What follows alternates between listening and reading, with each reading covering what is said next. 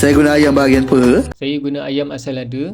Lepas tu kita hiriskan halia. Sekejap bang, nak setting ayam dekat balang ni jap. Lepas tu baru masukkan halia. Dan kita taburkan dengan sedikit minyak bijan. Sikit minyak bijan. Kukus ayam ni 15 hingga 20 minit atau sehingga ayam masak. Kukus ayam sampai masak. Bila ayam dah masak, macam ni lah rupa dia. Kita sejukkan sekejap. Bila dah masak, macam ni lah rupa dia.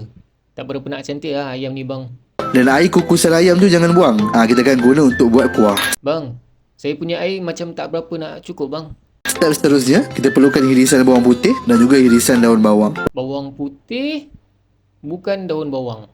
Boleh letakkan 1 ke 2 sudu sos tiram, sedikit garam dan juga sedikit perasa. Sikit garam, sikit MSG. Lepas tu kita panaskan sedikit saja minyak dengan 2 ke 3 batang daun bawang. Panaskan sedikit minyak dengan bukan daun bawang. Kita nak stir fry sampai aroma daun bawang tu keluar. Lalu kita curahkan dekat dalam mangkuk. Bang, ni kalau saya curah dalam mangkuk ni, cair mangkuk ni bang. Saya curah mangkuk ni dalam kuali. Jangan lupa masukkan air kukusan ayam tadi dan gaul sampai sekata. Campur lah air ayam tadi. Siap pun sos ayam. Bila ayam rasa-rasa macam dah boleh carik-carik, korang carikkan banyak sikit. Kemudian boleh curahkan kita punya kuah yang kita buat tadi. Letak kuah tadi. Siap.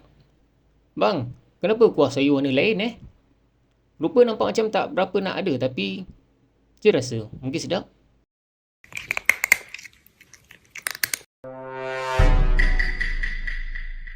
Ayam saya dah kejung habis, keras. Dah tak juicy.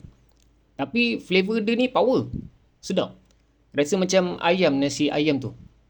Untuk flavor, 8 per 10. Terbaik, sedap. Tapi untuk texture, 2 per 10. Keras sangat. Okey, itu je guys. Jumpa lagi.